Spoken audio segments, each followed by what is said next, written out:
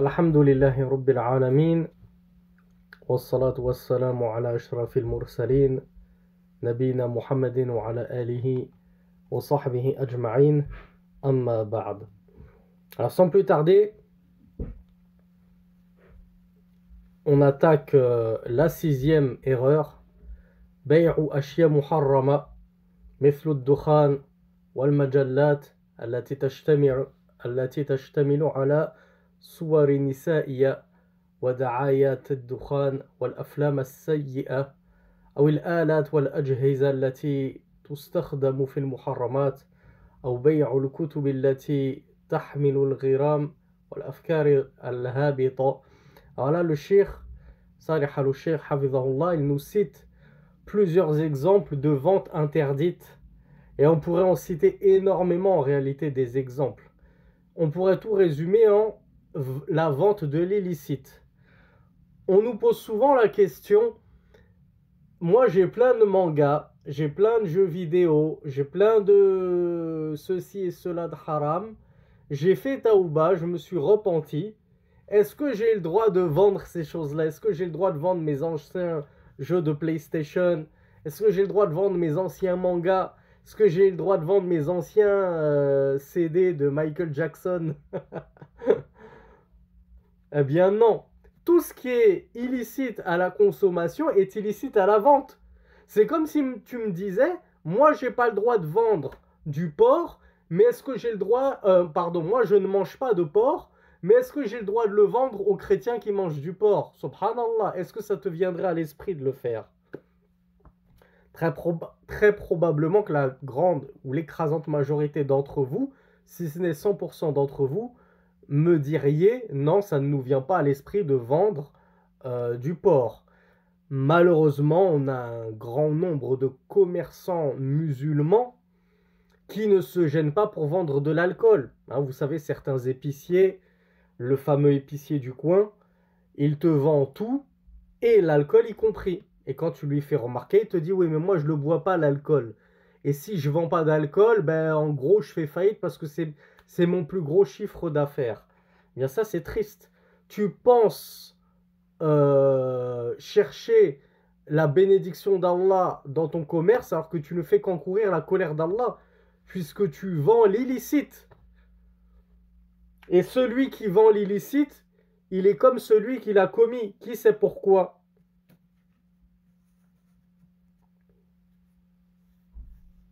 Qui connaît un hadith qui pourrait nous faire comprendre que... Alors oui, effectivement, il y a le hadith de l'alcool et les 10 caractéristiques de l'alcool, celui qui le vend, celui qui le presse, celui qui le transporte. On va revenir sur l'illicite de manière générale. Celui qui vend des cigarettes, par exemple. Je vois qu'il y a Shaima qui a la bonne réponse. Naïm aussi. Ardo aussi. iPhone aussi. C'est le fameux hadith où le messager d'Allah sallallahu alayhi wa sallam, vous êtes plein, je vois, à le connaître, en tout cas en connaître le sens et la sagesse et la portée. Celui qui indique un bien, il aura la récompense de tous ceux qui l'auront suivi dans ce bien. Imaginez-vous celui qui fait da'wa. Ne pensez pas que la da'wa elle est réservée aux savants, aux grands étudiants en sciences. Même des petits comme toi et moi, Harry, on peut faire da'wa selon nos moyens, sans outrepasser nos connaissances, et on escompte pour cela la récompense de tous ceux qui répondront favorablement à notre appel. On invite les gens à prier, on invite les gens à étudier le credo authentique, loin de toutes les hérésies, de toutes les innovations, etc., etc. Donc imaginez-vous la récompense de celui qui invite à un bien, comme l'a dit Rasulullah sallallahu alayhi wa sallam. Mais Rasulullah sallallahu alayhi wa sallam a aussi dit, celui qui invite à un mal, il aura son péché, son wizr, ainsi que les péchés de tous ceux qui l'auront suivi dans le mal. Toi, tu vends des cigarettes, tu es en train d'inciter les gens au mal. Ça se trouve, le type, il était venu juste pour acheter un paquet de chips. Il voit un gros devant ta caisse des cigarettes, ça l'a incité à fumer. Il a acheté un paquet de cigarettes. Alors que de base, il n'était même pas venu pour ça. Toi, tu ne te rends pas compte du mal que tu récupères à vendre de l'illicite, à encourager les gens dans l'illicite. Et comme me le disait, je crois que c'était le frère Ardo, Allah subhanahu wa ta'ala dans le Coran, il nous dit وَتَعَاوَنُوا عَلَى الْبِرِّ وَالتَّقْوَى وَلَا تَعَاوَنُوا عَلَى الْإِثْمِ وَالْعُدْوَانِ. Et entraidez-vous dans la bienfaisance et la crainte d'Allah et ne vous entraidez pas dans la transgression et la désobéissance à Allah subhanahu wa ta'ala. Quand toi tu vends des cigarettes à quelqu'un, tu l'aides ou tu l'aides pas dans la transgression? Tu es une cause de sa transgression ou tu es pas une cause en te disant de toute façon s'il ne l'avait pas acheté chez moi, il l'aurait acheté ailleurs? Tu l'aides bien évidemment. Tu es une cause. Le but de ce qui t'est demandé, c'est de l'aider dans l'obéissance d'Allah en lui disant Ittaqillah, ne fume pas. Mais toi, quand tu lui vends ton paquet de cigarettes, tu lui dis Ittaqillah, ne fume pas, ou tu lui dis vas-y, fume, vas-y, tiens, je vais t'aider, je vais carrément les acheter chez le fournisseur pour te les vendre au détail. Comme ça, tu n'auras pas besoin d'acheter toute la cartouche de 12 paquets d'un coup. Donc bien sûr que c'est de l'entraide dans le péché. Donc voilà la 6e erreur sur laquelle veut insister le Cheikh Saleh Al-Sheikh, qu'Allah le préserve. Vendre l'illicite. Alors le Cheikh nous a cité plein d'exemples, mais ça vaut pour tout illicite, on l'a dit. Le premier exemple qu'il a cité, c'est la cigarette. C'est triste, hein, mes frères et mes sœurs, mais même dans nos pays d'islam, les cigarettes, on les retrouve partout. Jusque même à la plage. T'es tranquillement sur la plage en famille et t'as un vendeur qui vient avec des cacahuètes. T'as envie de l'aider. Hein, t'as envie de faire une petite sadaqa, tu veux l'aider, tu l'appelles, il arrive vers toi et tu vois qu'au milieu de toutes les cacahuètes, il vend aussi des cigarettes. Ça brise le cœur. Tu te dis, subhanallah, akhi, tu as déjà un métier qui n'est pas facile. On te faisait des doigts pour qu'Allah il t'accorde un bon rizq. Mais toi, tu cherches le rizq d'Allah, la subsistance d'Allah, dans sa désobéissance. Est-ce que c'est logique? Comment on peut espérer avoir la bénédiction d'Allah dans sa vie quand on vit du haram? On négocie le haram, on commerce avec du haram. C'est triste de penser qu'il suffit de ne pas y toucher soi-même pour pouvoir vendre sans problème. Bien sûr qu'il y a un problème à vendre le haram, quand bien même toi tu ne le consommes pas. Souvenez-vous de ce que je vous disais sur le pilier de l'ordonnance du bien et la réprobation du blâmable.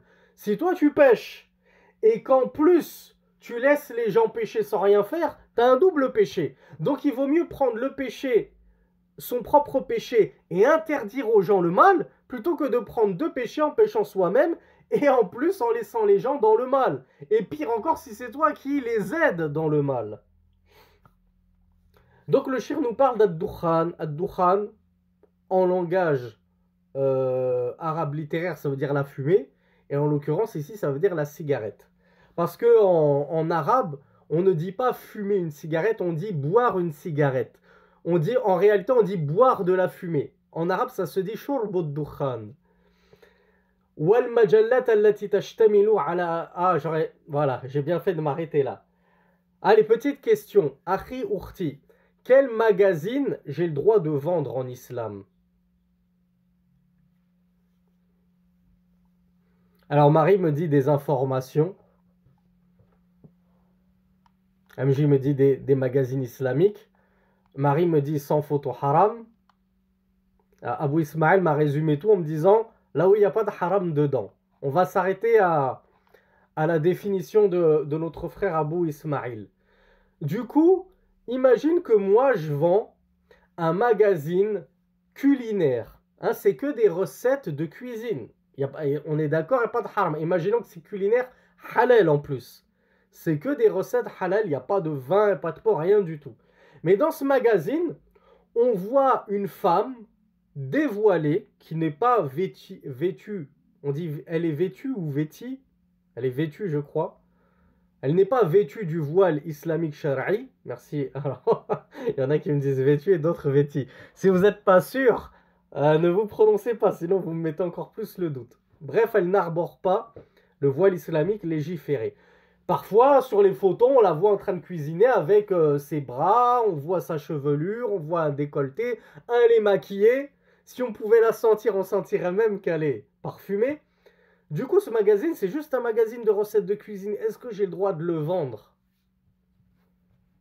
Non, j'ai pas le droit. Alors pourquoi j'ai pas le droit de le vendre? Parce qu'il contient un petit peu de haram. On est d'accord. Ce haram, c'est justement ces femmes.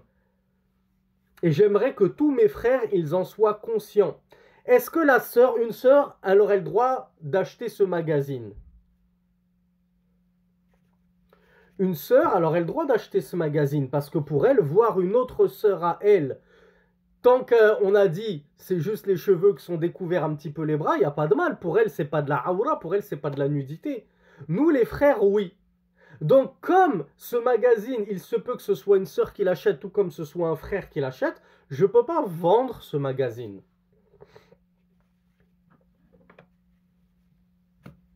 Et mes frères, il faut le savoir, nous les hommes, nous n'avons pas le droit de regarder les femmes.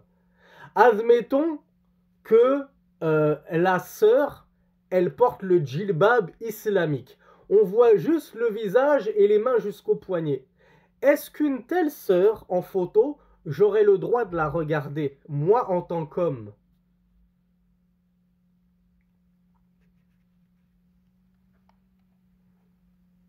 Voilà, bravo à Amine qui m'a apporté la justification.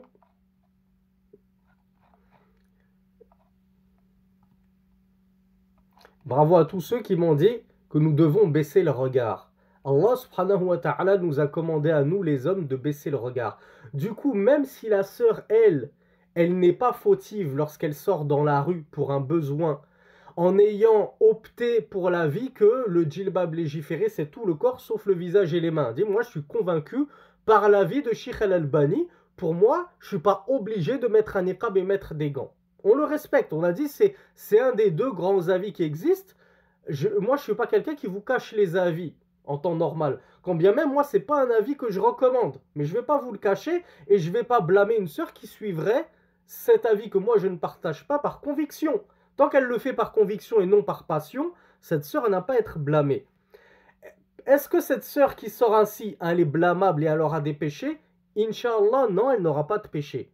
Parce qu'elle a suivi cet avis par conviction et elle a suivi des savants dans cet avis. C'est pas elle qui a fait son propre ijtihad. Ah ben tiens, moi je pense que je vais comparer les hadiths toute seule et je vais voir lequel est le plus fort. Non, elle a suivi des savants, pardon. Elle voit que Sheikh Al-Albani, elle lui fait à 100% confiance. Elle le suit dans pléthore d'autres questions. Azé sur la question, il m'a convaincu. Je suis Al-Albani, je sors comme ça, Inch'Allah, elle ne sera pas fautive. Est-ce que nous, on a le droit pour autant de la regarder, de regarder son visage? Comme je vous l'ai dit, on est là aux terrasses des cafés et on la suit comme ça jusqu'à ce qu'elle disparaisse sous l'horizon. Nous, on n'a pas le droit. Quand bien même, c'est juste son visage et ses mains qu'on voit.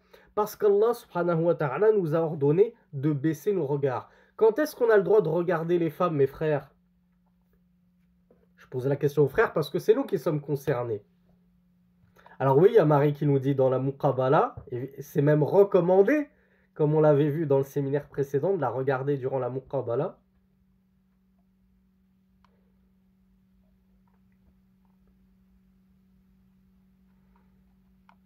Alors il y a Elias qui me dit le premier regard, bravo Elias, car le messager d'Allah sallallahu alayhi wa sallam avait dit à son gendre et cousin Ali ibn Abi Talib, le premier regard est pour toi, mais le second est contre toi. C'est-à-dire le premier regard inopiné, t'es tombé sur elle à un carrefour, il n'y a aucun mal, tu dois baisser les yeux. Si tu la regardes ensuite une deuxième fois volontairement, là c'est contre toi. Parce que c'est plus un regard inopiné, c'est un regard volontaire, généralement naissant d'un désir et d'une volonté de prendre du plaisir à regarder cette femme. Donc, j'ai le droit de regarder une femme inopinément, elle m'apparaît comme ça, j'ouvre la porte du magasin, je tombe nez à nez sur elle, bon, c'est pas de ma faute. J'ai le droit de la regarder dans la muqabala, j'ai le droit de la regarder pour un besoin. Si je suis docteur, si je suis commerçant et qu'il y a la sœur qui vient en m'apportant comme ça Donc lorsqu'il y a un besoin, une nécessité, il n'y a aucun mal à regarder la femme selon le strict nécessaire. Je n'outrepasse pas ce minimum syndical nécessaire. Donc du coup, puisque je n'ai pas le droit de regarder les femmes, quand bien même elles seraient décemment vêtues du djilbab, eh bien je n'ai pas le droit de les regarder, que ce soit dans la rue, ou en magazine, ou en film, ou en série. Du coup, j'ai pas le droit de vendre à des hommes ces magazines contenant des photos de femmes. Voilà pourquoi le shirk nous dit que parmi ces erreurs, il y a le fait de vendre des magazines qui contiennent des photos de femmes. Parce que nous, les hommes, on n'a pas à regarder ces femmes. Donc on n'a pas à regarder ces magazines. Et encore moins à les vendre. Donc le shirk nous parle de Aflam Sayyi'a. Il nous parle d'un certain type de film. À votre avis, c'est quoi ces films qu'il est interdit de vendre? Ah, je savais que j'allais vous piéger. Je savais que j'allais vous piéger. Il n'y a que Moussa qui s'est pas fait piéger, j'ai l'impression. Moussa Sissoko, bravo à toi. Bravo à El Hanifa, bravo à Marie. Il y en a, il y en a à la fin qui ont compris que c'était un piège, donc ils m'ont apporté la bonne réponse. Tous les films sont interdits. Vous étiez pas là au séminaire dernier? J'ai que des nouveaux là tout d'un coup. Chaque séminaire, on a une centaine de nouveaux inscrits, c'est jamais les mêmes. Ou bien vous oubliez, ça rentre dans une oreille et ça sort par l'autre. Je vous ai piégé parce que les premières réponses que j'ai eues, c'est film érotique, film X, film pornographique. Pourquoi les films non pornographiques ils sont halal maintenant? Les derniers films à la mode là en ce moment, Barbie. J'ai le droit, j'ai le droit d'aller voir Barbie au cinéma? Je te pose même la question à toi, Ourti. Toi, en tant que sœur, tu as le droit d'aller voir Barbie au cinéma? Il y a de la musique, il y a des scènes d'amour. Ni les hommes, ni les femmes dans ce film ne couvrent leur aura. Je ne l'ai pas vu, mais je pourrais mettre mes deux mains et mes deux pieds à brûler que y en a pas, qu'on voit de la aura, de la nudité. Forcément, il y a toujours une mini-jupe qui se balade. Les cuisses de la femme, ça reste de la nudité. Il y aura forcément quelqu'un, le Ken, là, qui sera forcément en short à la plage. On va voir ce qu'il y a sous son nombril, on va voir une partie de ses cuisses. Bref, qu'est-ce qu'il y a de halal dedans au juste? Qu'est-ce qui reste de halal? Jouer la comédie, de base, c'est haram puisque c'est du mensonge. C'est interpréter, c'est tenir des propos qui n'existent pas. Dans le film lui-même, Barbie, ça va être la promotion de l'illicite, les histoires d'amour, très certainement les boissons alcoolisées, comment on appelle ça, le goût du luxe, toutes ces choses-là. Bref, qu'est-ce qu'il y a de bon dans ce genre de film? Donc c'était une question piège. 99% des films sont haram. Je me demande bien quel film pourrait être halal.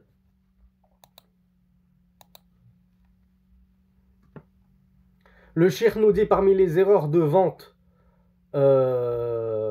les instruments pour produire du haram. Qu'est-ce qu'ils visent à votre avis?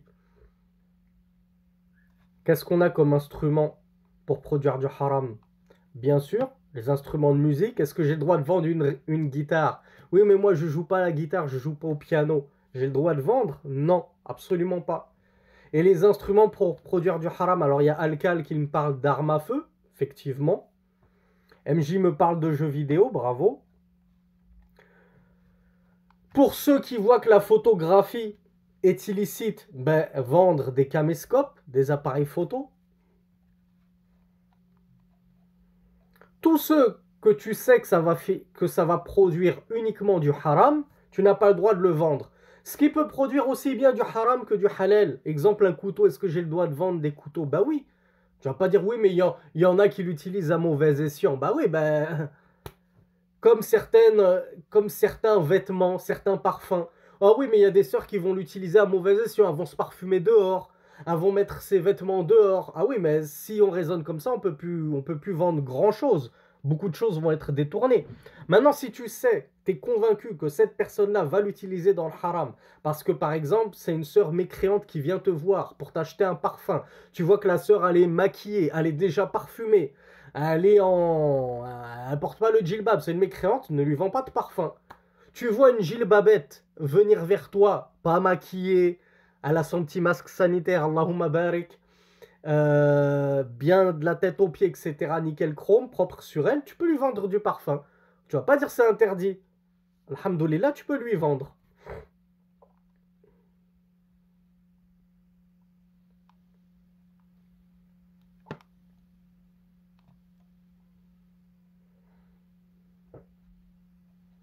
Donc, Cheikh Saleh al-Cheikh, de nous rappeler ce verset, cette parole d'Allah subhanahu wa ta'ala qui nous rappelle pourquoi nous les hommes, on n'a pas le droit de regarder des femmes dévêtues, c'est parce qu'une femme qui n'est pas vêtue du djilbab légiféré est dévêtue. Soit tu es vêtu, soit tu es dévêtu. Est-ce que ça existe le terme semi-vêtu? Aujourd'hui, je suis sorti à demi habillé, je suis sorti semi-vêtu. Non, soit tu es sorti habillé, soit tu es sorti nu. Qu'est-ce qu'on entend par sortir habillé en islam? Sortir couvert de sa aura. Si tu n'as pas couvert ta aura, alors tu es sorti nu. Allah subhanahu wa ta'ala nous dit en s'adressant au prophète sallallahu alayhi wa alihi wa sallam, Ya ayuhan nabi, qul li azwajika wa banatika wa nisa'il mu'minin yudnina alayhinna min jalabibihinna. Allah dit à son prophète sallallahu alayhi wa sallam, au prophète, dis à tes épouses, à tes filles et aux femmes des croyants de rabattre sur elles leur djilbab, leur jalabib, pluriel de djilbab.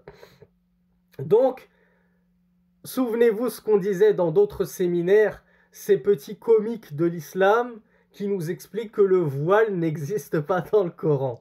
C'est juste hilarant, subhanallah. Allah, non seulement il nous apporte parlé du voile dans le Coran, ce fameux voile, le khimar qu'on porte juste sur la tête, mais il nous parle carrément du djilbab. C'est quoi la différence entre le voile et le djilbab? C'est comme si je te disais, c'est quoi la différence entre un crouton de pain et une baguette? Si tu me parles de crouton de pain, si le crouton de pain, si la baguette, elle est recommandée obligatoire, alors que dire du simple crouton de pain, qui est bien moins que cela? Donc Allah subhanahu wa ta'ala, il nous parle du djilbab. Et les gens, ils sont là à commencer à polémiquer. Est-ce que le voile, c'est obligatoire dans le Coran? Est-ce qu'il y a des traces du voile? Mais qu'est-ce que tu nous casses la tête avec ton voile? Nous, on est en train de débattre sur le niqab, comme je vous le dis toujours. Ce djilbab là, dont Allah nous parle dans le Coran, est-ce qu'il comprend le niqab ou il comprend pas le niqab? Si toi, t'es encore resté 3 wagons derrière coincé sur le sujet du voile, ben, c'est que t'as 1400 ans de retard. Parce que nous, ça fait 1400 ans qu'on se pose plus la question. Nous, la question qu'on se pose, c'est le visage. Il doit être caché par le djilbab ou il doit pas être caché? Le voile, on se la pose pas la question, nous. Il y a que les pantins sur CNews et BFM TV qui se posent cette question. Est-ce que le voile, il est dans le Coran?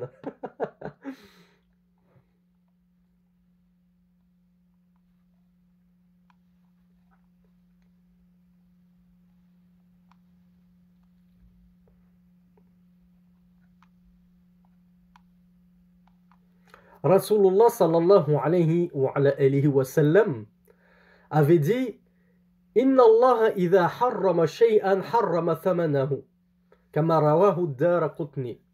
Le messager d'Allah sallallahu alayhi wa sallam avait dit certes Allah lorsqu'il interdit une chose, il interdit son prix. Qu'est-ce que ça veut dire mes frères et mes sœurs?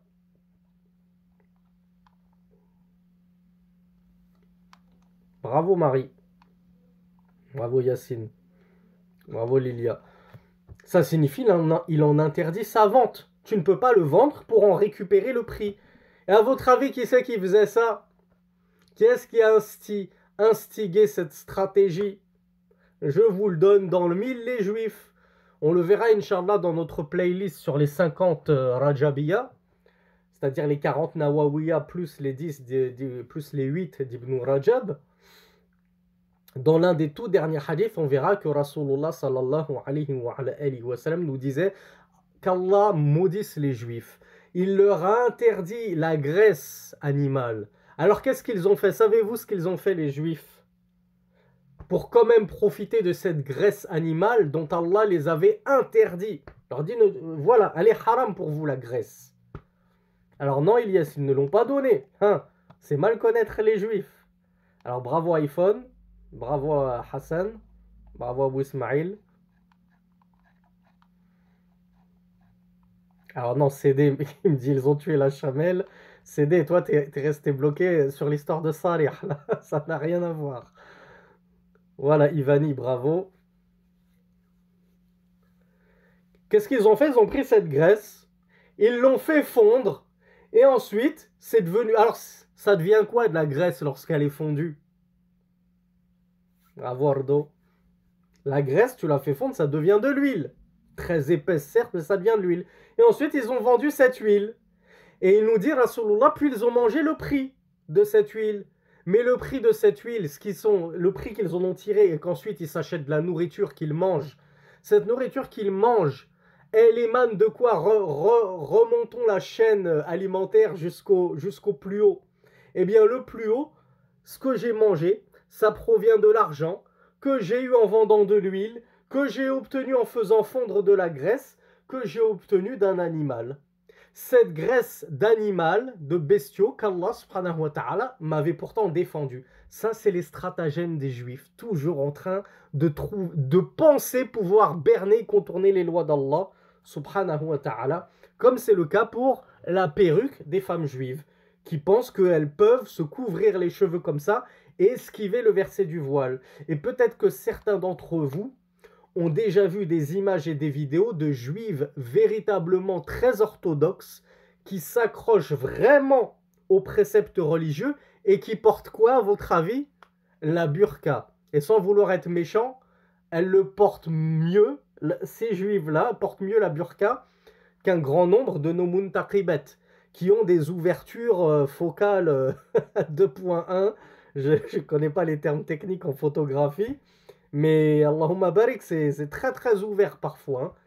Donc je vous rappelle à mes sœurs qui faites l'effort de porter le niqab, normalement on ne doit rien voir, si ce n'est un œil pour distinguer le chemin. Mais si vous tenez absolument à montrer les deux yeux, il faut que ce soit une ouverture fine. C'est pas une ouverture de 4-5 cm comme on le voit dans certains TikTok. Hein. Toutes nos influenceuses TikTokeuses là, qui tout d'un coup c'est toutes des muntaqibet. Dans la rue, on n'en voit aucune des muntaqibet, on a beau chercher, il n'y en a pas une seule, même à la sortie des mosquées. Mais bizarrement, sur TikTok, toutes nos sœurs portent le niqab. C'est magnifique. Elle est magnifique, la Ummah. Sur TikTok, toutes nos sœurs deviennent des muntaqibet, super pieuses, super religieuses. Et on en voit des niqabs, c'est des masques de ski. C'est incroyable l'ouverture. Donc tout ça pour dire, des juives, elles, c'est des draps qu'elles posent sur elles, on ne voit rien. Même les deux yeux, on ne les voit pas.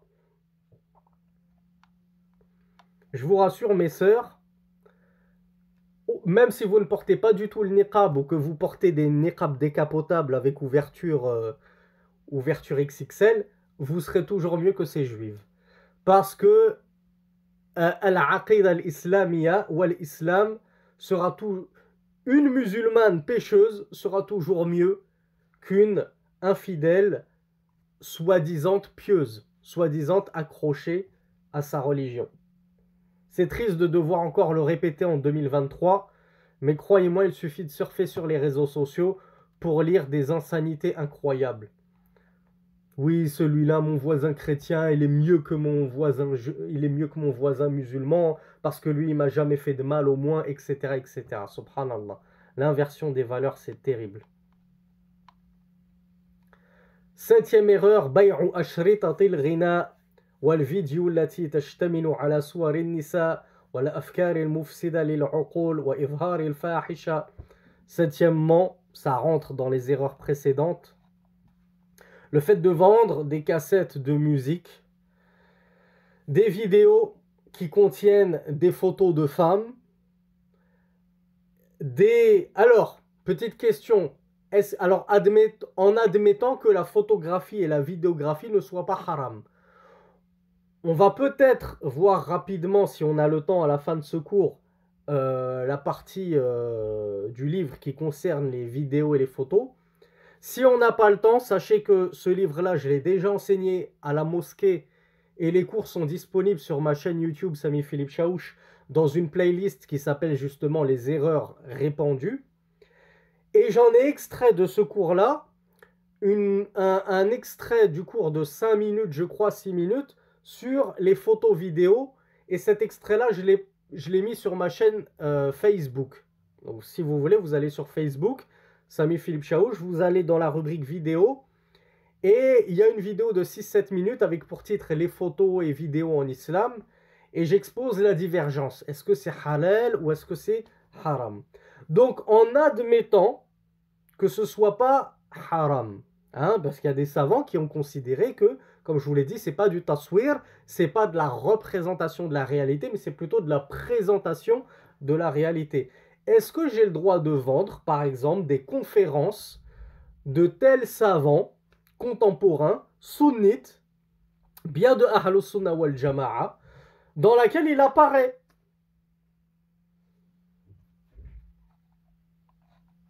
Alors, la plupart d'entre vous, vous m'avez dit oui. Il y en a qui me disent non, et il y en a qui me disent pas sans son consentement. Mais généralement, s'il se fait filmer, c'est avec son consentement. C'est dur de croire qu'il y en a un qui se fait filmer sans son consentement alors que la caméra est juste devant lui. Mais admettons que ce soit avec son autorisation, c'est autorisé. Maintenant, la même chose avec une sœur qui nous fait un cours de tajwid. Est-ce que j'ai le droit de vendre un CD où la sœur, elle nous dispense un cours de tajwid? Alors là, c'est l'avalanche de non, non, non, non, non. Alors comment ça se fait qu'on en voit tellement des sœurs enseigner sur YouTube, à la télé, des matières religieuses? Des sœurs qui en plus, bien souvent, ne portent même pas le djilbab. On en a sur TikTok qui font des lives. Elles enseignent la religion alors qu'elles ne sont même pas couvertes décemment. C'est une catastrophe. On vient de le voir.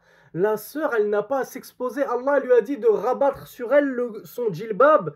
Et nous, on se demande, mais c'est quoi le djilbab? Est-ce qu'il doit couvrir le visage ou pas? Et elle, non seulement elle ne rabat pas sur elle le djilbab, puisqu'elle ne porte pas de djilbab, elle a sa petite abaya serrée avec son foulard serré. Et en plus, comme si ça ne suffisait pas, un reste posté pendant 10 minutes, 20 minutes, 30 minutes, 1 heure de cours de conférence, en train de parler à des hommes qui la regardent.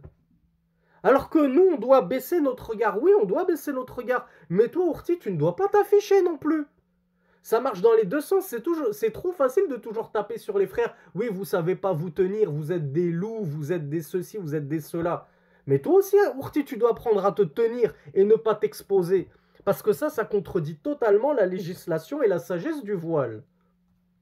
Donc ne t'affiche pas et ne te laisse pas avoir par les stratagèmes du diable qui te poussent à penser que tu es en train de faire du khair, tu es en train de faire du bien parce que tu apprends aux gens leur religion.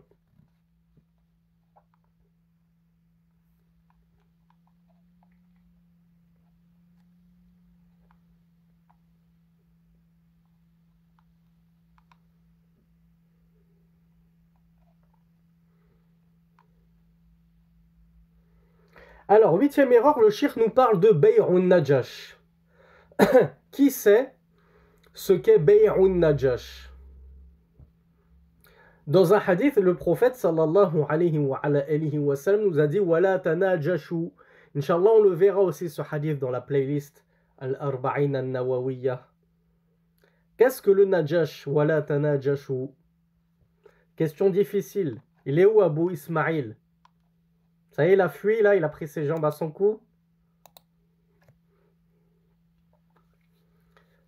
Alors, Youssef, tu es loin. Disons que tu as donné le hukm général, mais c'est beaucoup plus précis que ça.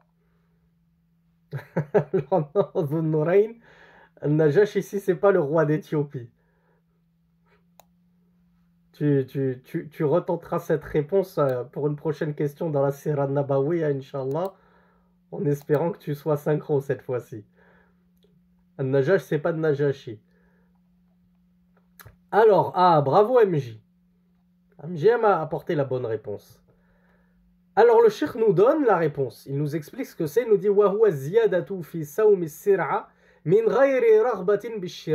c'est le fait de surenchérir dans le prix d'une marchandise alors que tu ne souhaites pas acquérir cette marchandise. Vous avez compris? Ou je vous donne un exemple.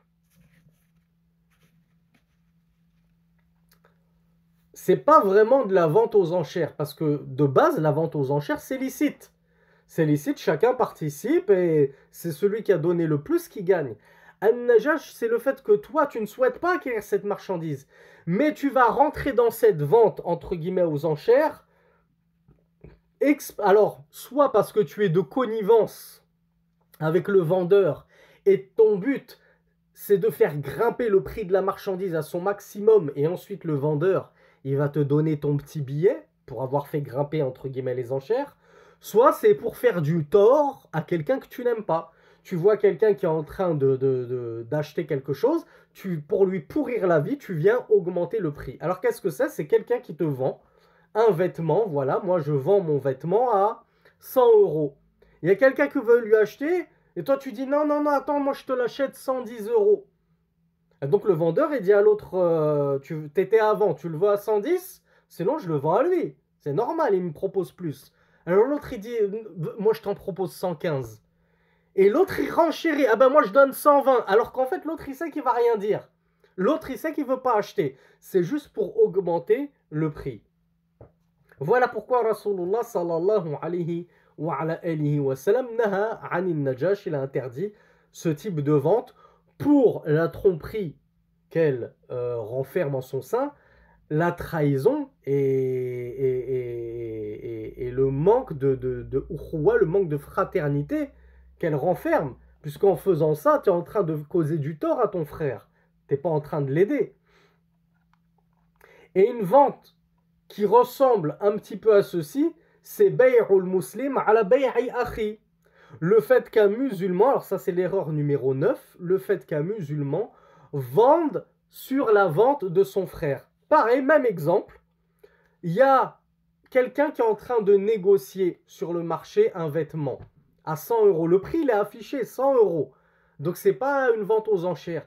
Mais toi tu viens et tu dis au vendeur, attends, moi je t'en propose 120. Vends-le-moi à moi. Alors que ça y est, le frère il devait acheter. Mais à cause de toi, tu es venu surenchérir sur la vente de ton frère en islam. Eh bien ça, c'est absolument interdit. Si ça doit te passer sous le nez, ça te passera sous le nez. Si ce n'était pas ton rizq, ta subsistance qu'Allah subhanahu wa ta'ala t'avait décrété, ce n'est pas ta subsistance. Tu n'as pas le droit de venir casser les ventes des gens en surenchérissant et en vendant sur la vente de ton frère. Voilà pourquoi Rasulullah sallallahu alayhi wa sallam a dit La yabi'i rajulu ala bay'i akhi, que l'homme ne vende pas sur la vente de son frère.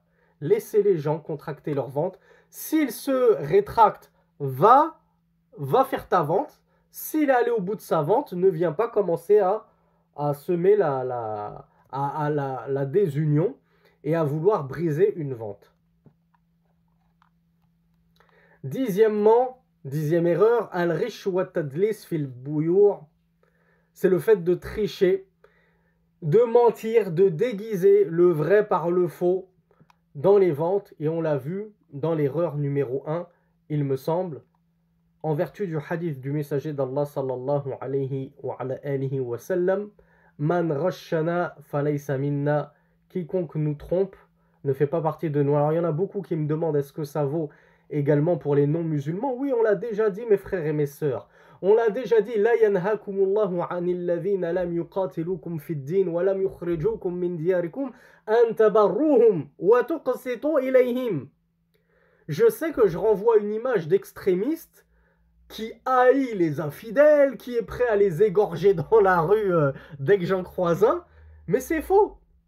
On essaye d'être sur le juste milieu. Nous nous désavouons des infidèles. Nous ne les aimons pas.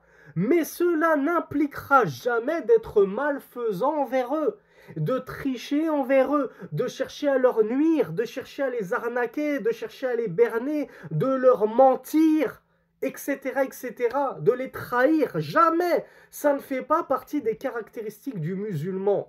Le musulman, il est amin, comme était le surnom de notre prophète, sallallahu alayhi wa sallam. Son surnom, c'était Al-Amin, le digne de confiance.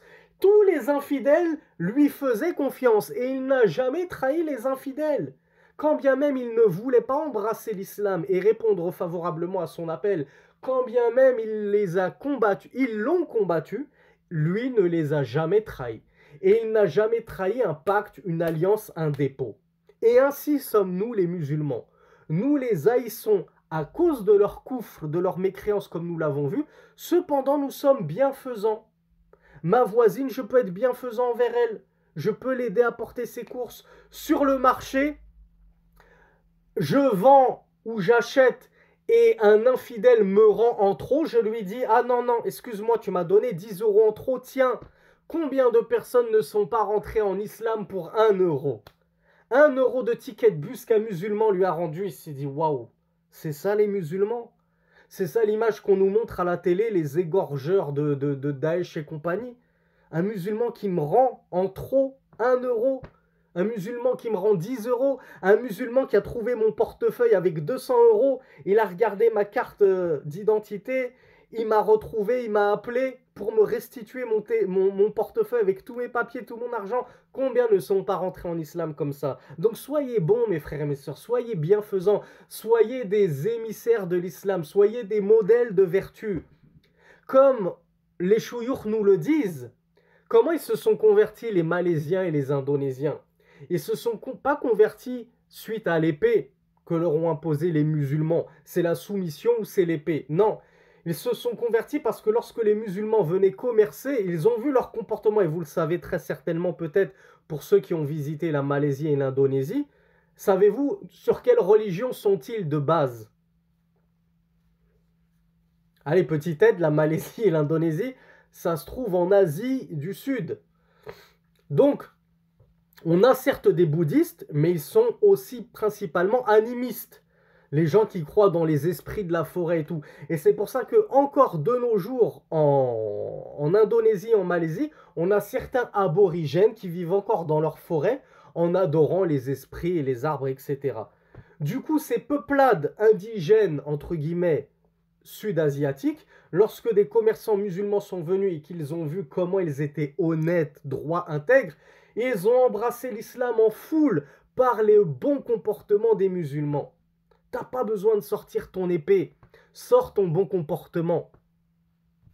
Et c'est pas parce que tu fais preuve de bon comportement envers une personne infidèle que ça veut dire que tu l'aimes, que ça veut dire que ça va devenir ton ami, et que tu l'invites à manger chez toi, et que toi tu vas manger chez elle, et réciproquement. Faut savoir faire la part des choses, mes frères, mes sœurs.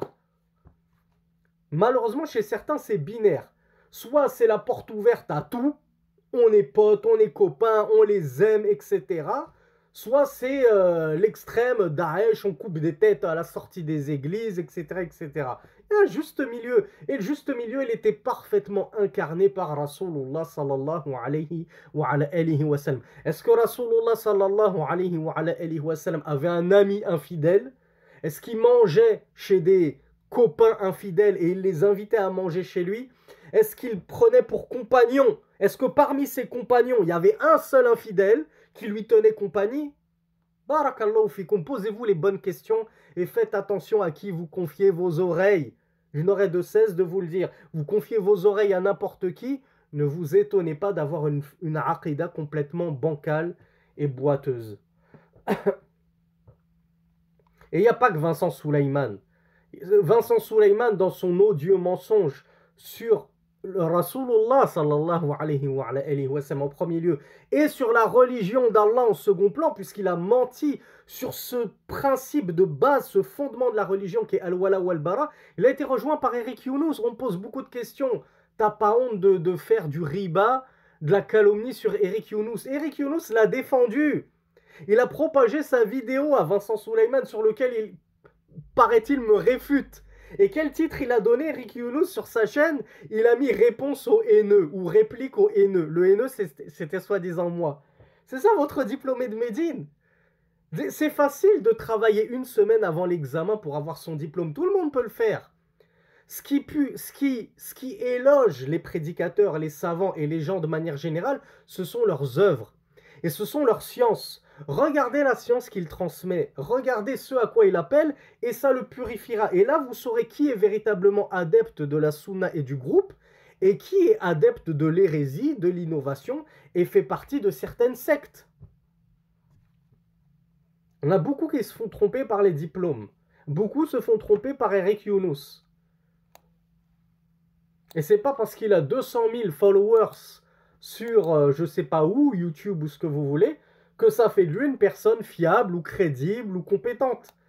Si on devait suivre la majorité, eh ben alors dans ce cas-là, on serait tous athées, alors on est d'accord, puisque la majorité sur Terre, c'est qui? C'est les musulmans ou c'est les athées? C'est les infidèles. On est entre 1,5 milliard et 2 milliards de musulmans sur Terre, soi-disant. D'accord, oui, mais on est 7,5 milliards d'habitants sur Terre. Du coup, la majorité, elle est dans la droiture ou elle est dans l'égarement? Donc s'il faut suivre la majorité, ben, on serait tous égarés alors. C'est la tête la première.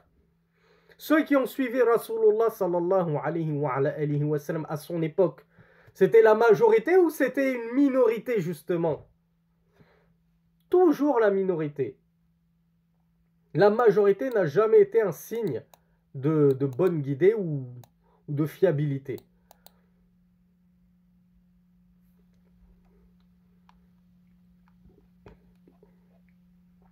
Parmi les exemples de tricherie et de tromperie, Rasulullah nous a dit La tusarru al-ibila wal-ghanama ou la tusirru al-ibila wal-ghanama. Alors, je voulais vous poser la question, mais impossible que vous la trouviez, celle-là, elle est trop compliquée.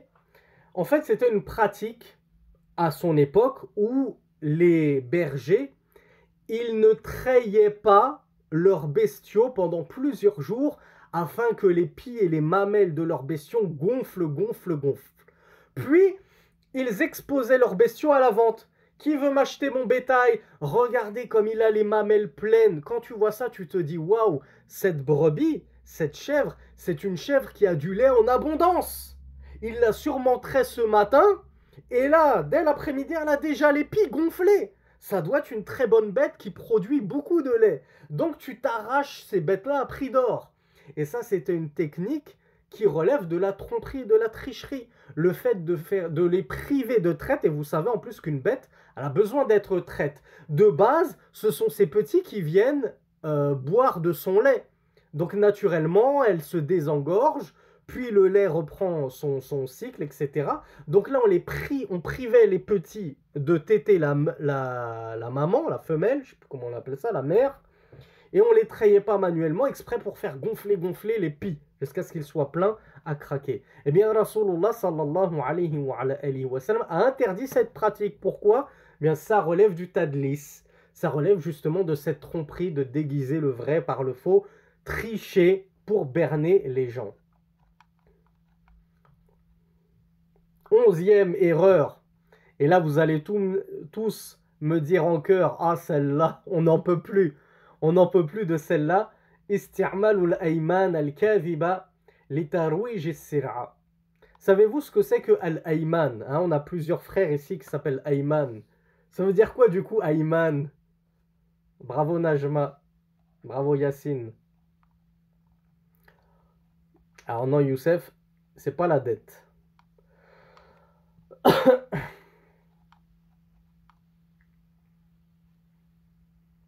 Voilà, c'est les promesses, les serments, al-ayman. Donc le shir nous dit que la 11e erreur, c'est le fait d'employer des serments mensongers, bien sûr. Si encore tu disais la vérité à la limite, mais tu fais de faux serments pour écouler ta marchandise. Wallahi, cette voiture, elle est comme ci et comme ça, alors qu'on l'a vu dans le cours précédent, elle est défectueuse. Et toi, tu vas jurer sur Allah en plus, mais même si tu ne jures pas sur Allah, c'est déjà une erreur. C'est grave, puisque tu mens. Tu emploies de faux serments pour écouler ta marchandise. Wallahi, que cette corbeille de fruits sont tous bons, t'inquiète pas, je les ai triés, alors que tu as mis les pires tout au fond, tous les pourris, etc. Donc mentir comme ça pour écouler ta marchandise, on l'a tous vécu, j'en suis sûr. Et ce qui est encore pire, c'est lorsque tu mens sur Allah subhanahu wa ta'ala. Voilà pourquoi Rasulullah sallallahu alayhi wa sallam avait dit dans un hadith unanimement authentique Al-yaminul fajira munfiqatun lis-sir'a mumhiqatun lil-kasb.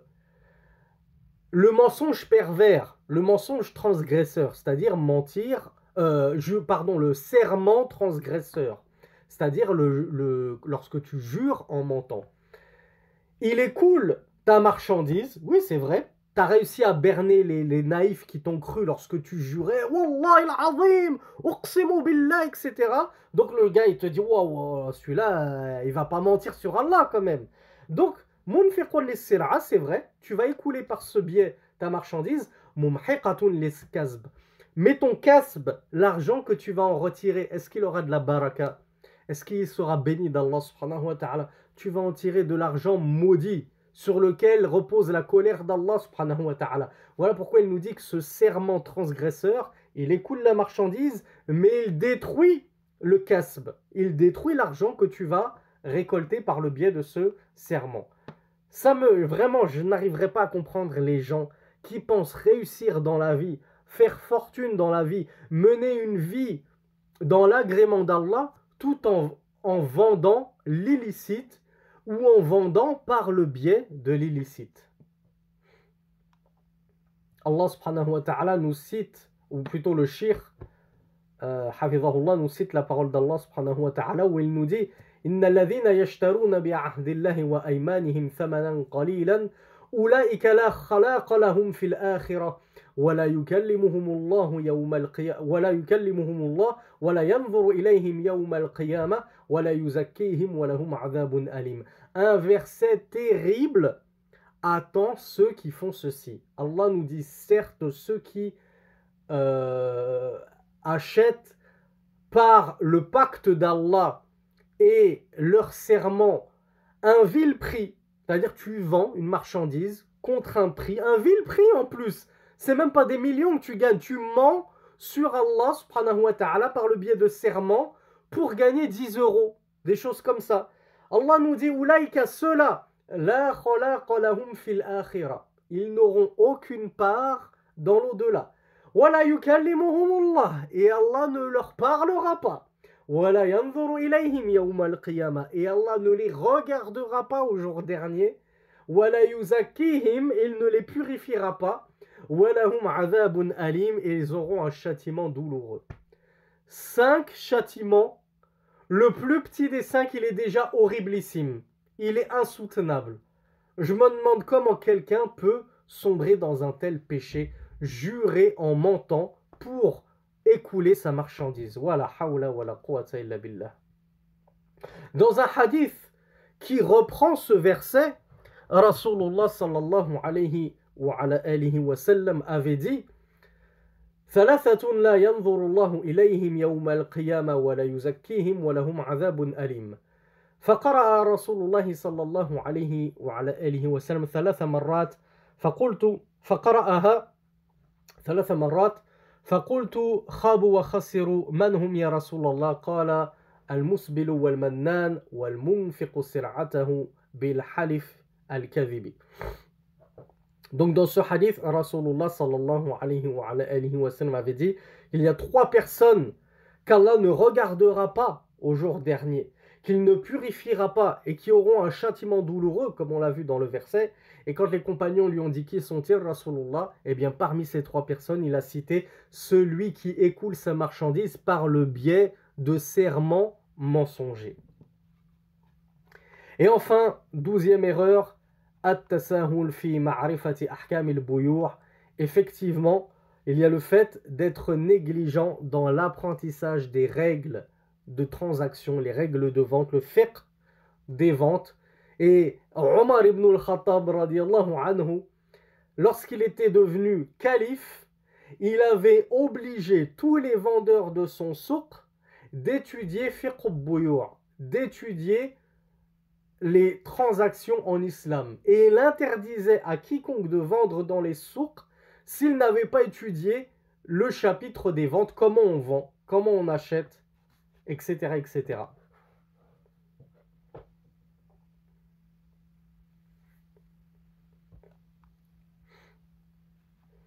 Le cheikh nous dit وَلِهَذَا رُوِيَ عَنْ عُمَرَ أَنَّهُ كَانَ يَطُوفُ بِالسُّوقِ وَيَضْرِبُ بَعْضَ التُّجَّارِ بِالدِّرَّةِ ويقول لا يبيع في سوقنا إلا من يفقه وإلا أكل الربا شاء أم أبى.